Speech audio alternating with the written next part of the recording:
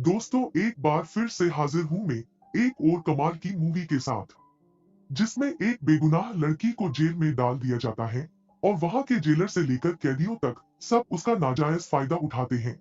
दोस्तों, अगर आप 18 साल से कम उम्र के हैं, तो आप ये वीडियो ना देखें। मूवी के शुरू में हमें एक लड़की दिखाई जाती है जो गिटार बजा रही होती है। तभी उसका स्टेप फादर आता है। पहले तो वो उसे पीटता है और बाद में वो उसके साथ जबरदस्ती करता है। एना उससे बचने के लिए उसे धक्का देती है, जिससे वो किसी धारदार चीज से टकराता है और उसका गला कट जाता है, जिससे वो मर जाता है। अब इस एक्सीडेंट के बाद एना को पुलिस गिरफ्तार कर लेती है।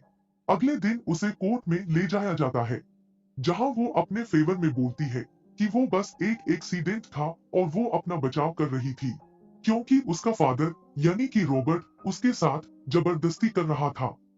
एना की माँ भी वहां कोर्ट में मौजूद थी और वो एना के अगेंस्ट बोलती है। वो बोलती है कि रॉबर्ट एक अच्छा इंसान था और एना जो भी बोल रही है वो सब झूठ है। इसके बाद कोर्ट में एना को 4 साल की सजा सुनाई जाती है और उसे जेल भेज दिया जाता है। उस जेल में कैदी दो ग्रुप में बटे हुए थे, व्हाइट ग्रुप और प्ले ग्रुप। व्हाइट ग्रुप के लीडर का नाम कोरी था और प्ले ग्रुप के लीडर का नाम जोई था। इस जेल के जेलर का नाम फ्रैंक था और वो सबको इस जेल के रूल समझाकर वहां से चला जाता है। जेल में एना को एक लड़की जीनी के साथ रखा जाता है, जो ज्यादा बात नहीं करती है और ज्यादातर अकेले ही रहती है। लेकिन एना को देखते ही वो उसकी तरफ अट्रैक्ट हो जाती है। अगले दिन जब सभी कैदियों को कंपाउंड में ले जाया जाता है, तभी व्हाइट ग्रुप की लीडर कोरी उसके पास आती है और उसे अपने ग्रुप में ज्वाइन होने के लिए कहती है, ताकि बाकी कैदी उसे परेशान न करे। पर एना उसे मना कर देती। लेकिन कोरी कहती है कि ऐसा नहीं चलेगा। ये जेल वैसी नहीं है जैसा तुम सोच रही हो। वो कहती है कि तुम्हें किसी एक ग्रुप को चुनना होगा, वरना वो इस जगह ज्यादा दिन नहीं टिक पाएगी। कोरी के समझाने के बाद भी एना कहती है कि मुझे किसी की मदद नहीं चाहिए, वो बस अकेली रहना चाहती हैं। एना के मना करने से बाकी लड़कियां कोरी की तरफ देखने लगती हैं, जिससे कोरी को गुस्सा आता है। उसे लगता है कि एना ने उसकी बात ना मानकर सबके सामने उसकी बेइज्जती की है। जिसके बाद कोरी अपनी टीम की लड़कियों के साथ मिलकर एना को बहुत मारती है। एना जब जिनी के पास आती है, तो जिनी उसे हमदर्दी जताने के बहाने यहाँ वहाँ टच करती है, जिससे एना भी कंट्रोल नहीं रख पाती और उसके साथ इंटीमेट होती है।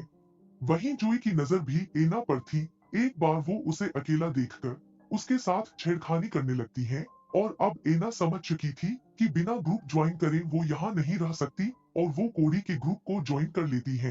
कोरी एना को उससे बदला लेने के लिए उकसाती है। फिर एना जोई से जाके लड़ती है। कोरी ये सब मोबाइल से रिकॉर्ड कर रही थी। ये ड्रामा देख वहां पुलिस आ जाती है और एना को नेकेड करके एक रूम में बंद कर देती है, जहां बहुत ठंड थी और अंधेरा था। अगले दिन फ्रैंक कहता है कि अगर तुम वहां से निकलना चाहती हो, तो उसे उसके साथ फिजिकल रिलेशन बनाना होगा।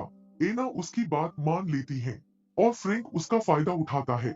इसके बाद एना अपने सेल में आती है, तो कोरी उसे ड्रग्स देकर उसके साथ फिजिकल रिलेशन बनाती है। अगले दिन जब जोई एना से बदला लेने आती है, तो वहां कोरी के ग्रुप की लड़कियां भी आ जाती हैं और दोनों ग्रुप के बीच फाइट हो जाती है।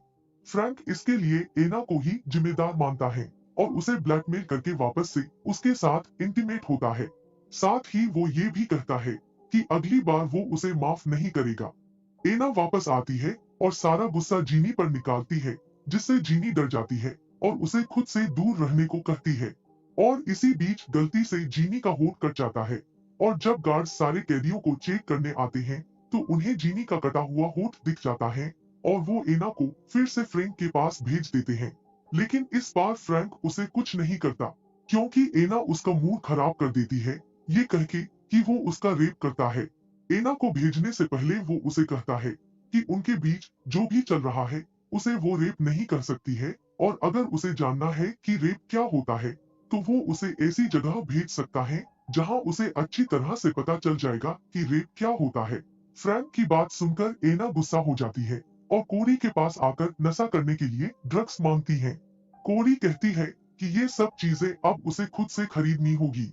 हर बार वो उसकी मदद नहीं करेगी।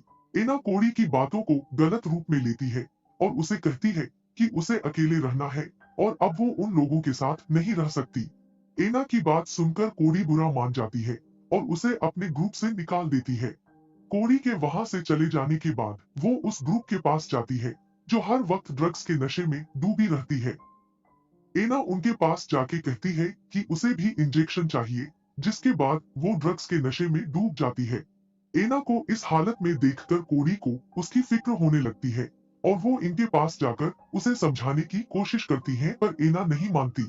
इधर दूसरे ग्रुप वाली लड़कियों को पता चल जाता है कि एना अब कोरी से अलग हो चुकी है और इसके बाद वो एना का फायदा उठाती है और उसे बहुत मारती है, जिसके बाद एना और भी ड्रग्स लेने लगती है। एक दिन जब वो ड्रग्स लेने जाती है तब कोरी वहां आ जाती है और अपने ग्रुप के साथ मिलकर सभी ड्रग्स लेने वाली लड़कियों को मारती है, जिसके बाद गार्ड्स को आना पड़ता है। गार्ड्स को देख के एना अपना आपा खो देती है और गार्ड को नुकसान पहुंचाकर वो खुद को मारने की कोशिश करती है। ये बात फ्रैंक के पास आती है तो उसे गुस्सा आ जाता है। वो उसे म्यूट करके फिर से उस ठंडे कमरे में बंद कर देता है और वो भी बहुत दिनों के लिए। इससे तंग आकर एना सुसाइड करने की कोशिश करती है, जिसके बाद कई दिनों तक एना को जेल के हॉस्पिटल में रखा जाता है, जहां एना के सामने और भी मरीज थे जो ड्रग्स की वजह से तड़प रही होती हैं। उन्हें देखकर एना को समझ में आ जाता है कि वो ड्रग्स लेकर कितनी बड़ी गलती कर रही थी और इसके बाद एना ड्रग्स छोड़ने का फैसला करती है। एना की माँ उसे जेल में मिलने आती है। उसकी माँ उसे कहती है कि उससे बहुत बड़ी गलती हो गई, वो उसे माफ कर दे। उन्हें कोर्ट के सामने झूठ नहीं बोलना चाहिए था। वो अपनी गलती सुधारना चाहती है। अब वो कुछ भी करके एना को जेल से बाहर निकाल कर रहेंगी। अपनी माँ से मिलकर जब एना आती है तो फ्रैंक उसे अपने ऑफिस में बुलाता है और उसे अपनी तबीयत के बारे में पूछता है। एना उसे कहती है कि वो उसके शरीर के साथ जो भी करना चाहे कर सकता है, बदले में वो उसे बाकियों से सेफ रखे। एना की बात सुनकर वो उससे कहता है कि ठीक है, वो इसके बारे में सोचेगा। एना के वापस आते ही कोरी को पता चल जाता है कि एना फ्रैंक के साथ मिल चुकी है और इस बात से गुस्सा होकर कोरी एना के फेस को काट देती है, जिसके बाद एना समझ जाती है कि कोई उसकी मदद नहीं करने वाला और वो जैन के पास जाकर उसे अपने साथ हो रहे सारे गलत कामों के बारे में बता देती है, जिसके बाद जैन एना से कहती है कि वो उसकी मदद करेगी। उसकी बहन का पति गवर्नर के लिए काम करता है तो उसे अब फिक्र करने की कोई जरूरत नहीं है। जीनी से बात करने के बाद एना के मन में एक उम्मीद जग जाती है कि अब उसे इंसाफ मिलेगा, लेकिन फ्रैंक अपने कैमरे में एना और जैन को बात करते हुए देख लेता है और एक कैदी के हाथों जैन को मरवा देता है और फिर दोबारा एना का रेप करता है। जब एना अपने सेल में बैठी हुई थी तब उसे एक लेटर मिलता है जिसमें लिखा होता है कि जल्दी ही उसकी जेल की सुनवाई होने वाली है, जिसके बाद एना डिसाइड करती है कि जब ऑफिसर्स उसके बेल के टाइम इंस्पेक्शन के लिए आएंगे तो वो फ्रैंक का सच सबके सामने लाएगी और सबूत के लिए वो कोरी के पास जाती है और उससे उसका फोन मांगती है। जब फ्रैंक वापस एना को अपने ऑफिस में बुलाता है तब वो सब कुछ रिकॉर्ड कर लेती है और जब इन्फेक्शन के लिए ऑफिसर आते हैं तब एना फ्रैंक का वो वीडियो दिखा देती है, जिसके बाद फ्रैंक को अरेस्ट कर लिया जाता है और एना से वो ऑफिसर्स माफी मांगते हैं कि उसे इतना सब कुछ झेलना पड़ा। वो एना की बहादुरी के लिए उसकी बेल को अप्रूव कर देते हैं और यहाँ पर मूवी का एंड हो जाता है।